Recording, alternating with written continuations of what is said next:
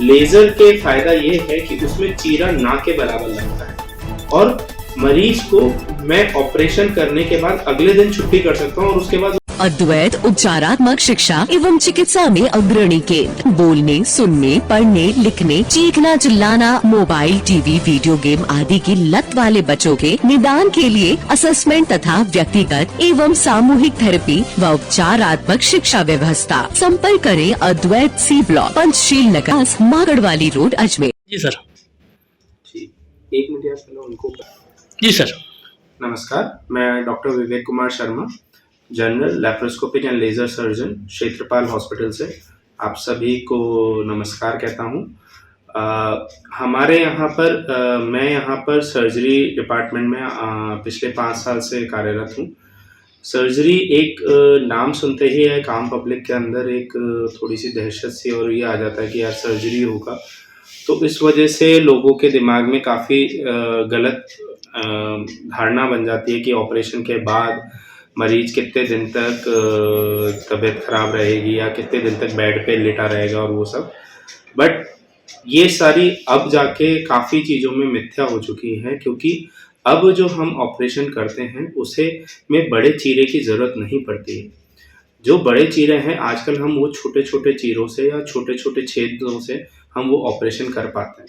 उसको एक collective term दिया गया है जिसे बोलते हैं मिनिमल असिस्ट सर्जरी या मिनिमल इन्वेजिव सर्जरी। उसमें हम दूरबीन द्वारा, लेप्रोस्कोपिक द्वारा, लेज़र द्वारा अलग अलग तरीके की सर्जरियां करते हैं। क्षेत्रपाल अस्पताल में हम दूरबीन द्वारा पित्त की थैली का ऑपरेशन, अपेंडिक्स का ऑपरेशन, परफोरेशन, बच्चेदानी का ऑपरेशन और कई तरीके के हम हर्निया, लेप्रोस्कोपिकली हम हर्निया ऑपरेट करते हैं। यहाँ पर हर तरीके के दूरबीन से ऑपरेशन काफ़ी सक्सेसफुली किए जा रहे हैं और इसी में ही हम आगे और एडवांसमेंट करते रहेंगे, जिसकी वजह से यहाँ के पब्लिक को बाहर नहीं जाना पड़े, कहीं पर और बाहर नहीं जाना पड़े, उनका इलाज यहीं के यहीं पर संभव हो सके। दूसरी बात हमने जो यहाँ पर स्टार्ट किया है मैंने वो है लेज़र से पाइल्स, फिशर और फिस्टुला का ऑपरेशन करना, जो कि अजमेर संभाग में सबसे पहले लेज़र से ऑपरेशन करने वाला अस्पताल हमारा क्षेत्रपाल अस्पताल ही बना है, जिसे हमने करीबन 2 से 2.5 साल पहले चालू किया था। आज की तारीख में हमने इस पद्धति से करीबन 250 से 300 मरीज लाभान्वित हुए हैं।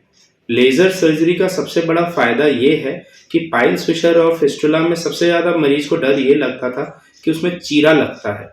चीरे लगने की वजह से मरीज के काफ़ी दर्द होता था, वो अपने नॉर्मल कार्य नहीं कर पाता था, लैट्रिन जाने के बाद भी उनको काफ़ी दर्द होता था बाद में, जिसकी वजह से मरीज अपनी बीमारी को छुपाता भी था और वो ऑपरेशन में लेट भी करता था। लेज़र के फ़ायदा ये है कि उसमें चीरा ना के बराबर लगता है और मरीज को मैं ऑपरेशन करने के बाद अगले दिन छुट्टी कर सकता हूँ और उसके बाद उस मरीज को कोई भी पट्टी या फिर किसी भी तरीके की पट्टी कराने की जरूरत नहीं है और वो अगले दिन से अपने सारे काम कर सकता है, जिसके लिए ना ही उसको वो कोई शर्म सी महसूस होती है, ना ही किसी तरीके का दर्द होता है, ना ही उसकी कोई चाल में फर्क पड़ता है और मरीज अगले दिन से ही अपने सारे काम कर सकता है।